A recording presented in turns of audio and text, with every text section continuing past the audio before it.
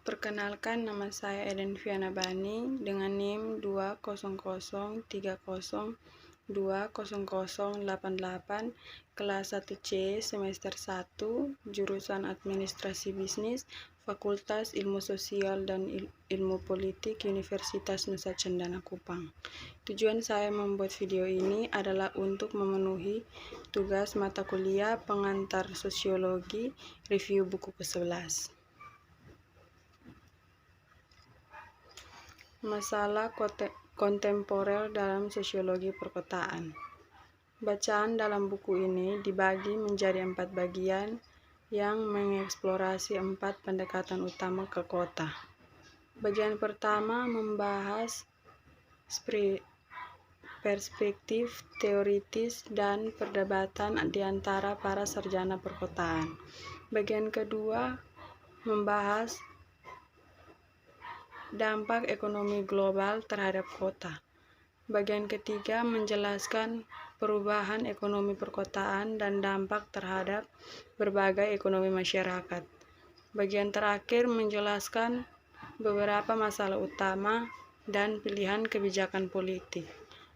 Pendahuluan ini menyiapkan punggung untuk bacaan dengan membahas keseluruhan konteks sosiologi perkotaan di 4 bidang yang membentuk koleksi tersebut.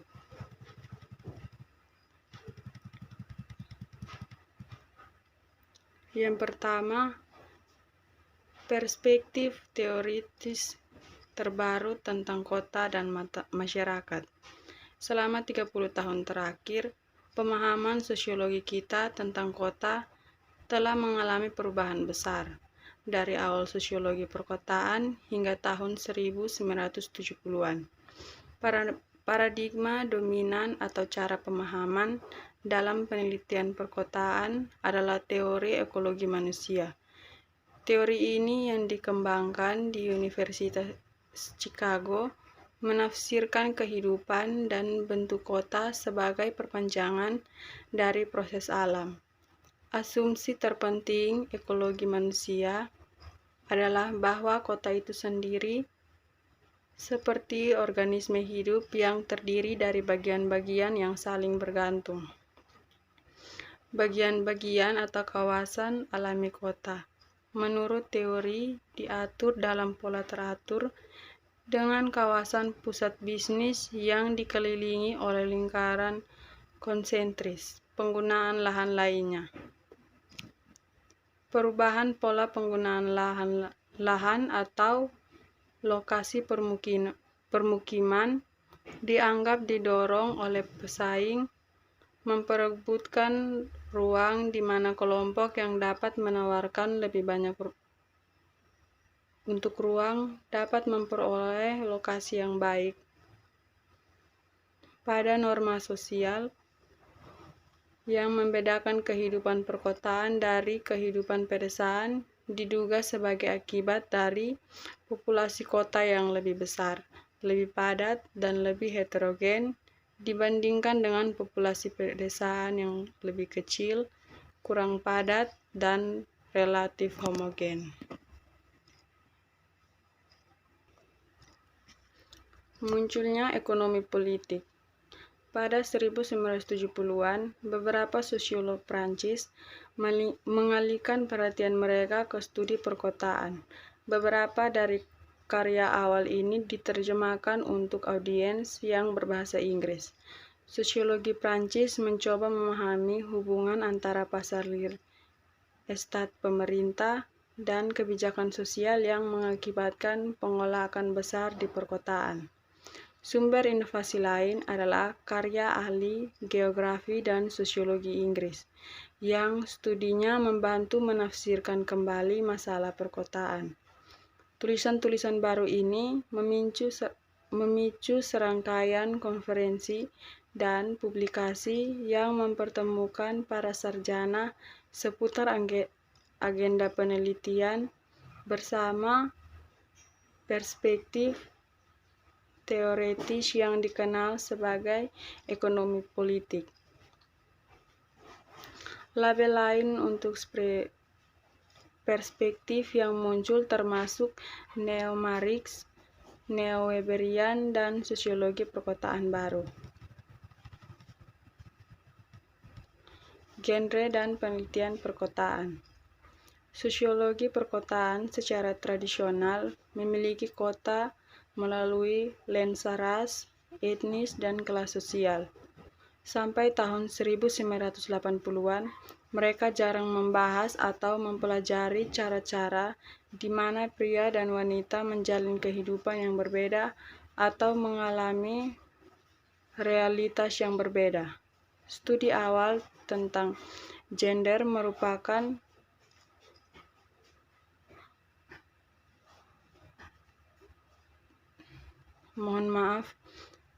studi awal tentang gender, terutama yang berasal dari ahli geografis feminis di Inggris dan Kanada, menyelidiki perbedaan empiris dalam keseharian dua jenis kelamin.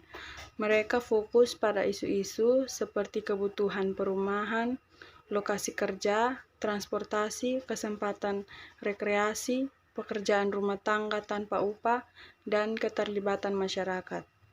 Penelitian mulai mendiskusikan cara perencana kota, membuat asumsi tentang komposisi rumah tangga yang layak, menyusun rute transportasi yang menyukai pola kerja laki-laki, dan mendorong pemisahan rumah dari sekolah, toko, dan kebutuhan sehari-hari lainnya. Berdasarkan studi empiris ini, penelitian perkotaan membahas literatur yang lebih luas tentang gender, termasuk pekerjaan perempuan, pola keluarga yang berubah, dan status politik dan ekonomi perempuan. Sebagai contoh, kontribusi Daphne Spanyol dalam volume ini membahas perpotongan 3 variabel, yaitu jenis kelamin, ruang, dan status. Dengan demikian, hal ini tidak hanya berkontribusi pada bagaimana kita memahami perempuan di kota, tetapi juga pada pemahaman kita tentang bagaimana gender bekerja sebagai faktor kunci dalam kehidupan sosial. Kontribusi penting ini meletakkan dasar bagi badan penelitian yang berkembang tentang gender dan kehidupan perkotaan. Postmodernisme dan teori perkotaan. Beberapa analisis perkotaan berpendapat bahwa telah terjadi perpecahan dari masa lalu yang sedemikian penting untuk mengantarkan era baru, yaitu era postmodern. Ada beberapa definisi ilmiah tentang postmodernisme yang ada pada beberapa tingkatan, dari yang konkret hingga abstrak. Tingkat pertama adalah arsitektur. Postmodernisme adalah praktik pencampuran sejumlah gaya arsitektur yang berbeda dalam suatu bangunan. Pada 1980-an, gaya eklektik ini sebagian besar menggantikan gaya modernis dari kotak kaca dan baja sederhana. Tingkat kedua adalah kota itu sendiri. Kota postmodern dianggap terdiri dari banyak pusat tanpa organisasi spesial yang jelas, misalnya Los Angeles, dibandingkan dengan kota industri modern dengan distrik bisnis, pusat, dan pinggiran kota sekitarnya, misalnya Chicago. Tingkat ketiga adalah proses pemikiran para ahli teori. Sementara modernis menggunakan proses berpikir linear secara percaya pada kemajuan dan mencoba memahami mengapa sesuatu terjadi. Postmodernis menggunakan proses berpikir potong dan tempel atau bunga rampai, melihat banyak realitas yang saling bertentangan secara bersamaan dan tidak percaya bahwa penjelasan tentang realis atau metanarif memiliki makna objektif yang berbeda dari makna yang diberikan kepada mereka oleh individu.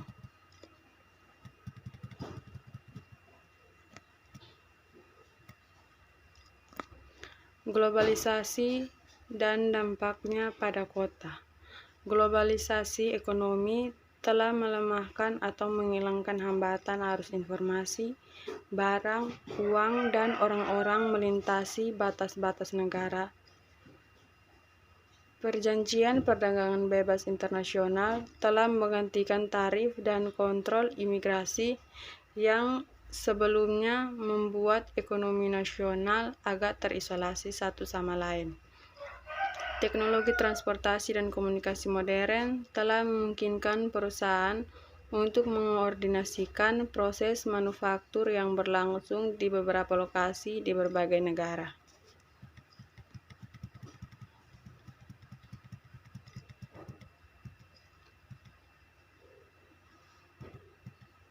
Ekonomi perkotaan yang berubah. Sejak tahun 1975,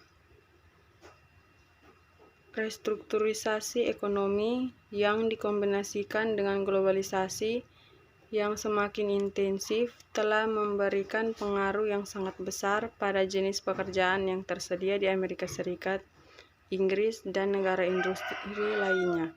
Ketika pekerjaan industri telah menurun, pekerjaan telah tumbuh besar di industri seperti teknologi komputer, layanan medis, layanan perusahaan, perhotelan, dan pariwisata. Pekerjaan ini cenderung dibayar tinggi atau sangat rendah. Situasi saat ini untuk pekerjaan adalah bahwa pekerja yang berpendidikan tinggi menemukan peluang mereka meningkatkan, sementara pekerjaan dengan pendidikan yang kurang dari perguruan tinggi sementara pekerjaan dengan pendidikan yang kurang dari perguruan tinggi melihat peluang untuk pekerjaan mereka yang stabil dan bergaji baik menurun. Akibat perubahan tersebut, data pendapatan menunjukkan bahwa ketimpangan sosial semakin meningkat.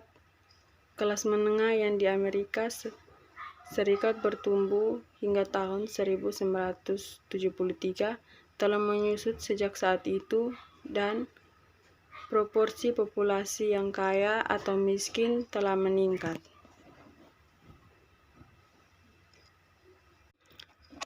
Sekian review buku 11 dari saya. Terima kasih.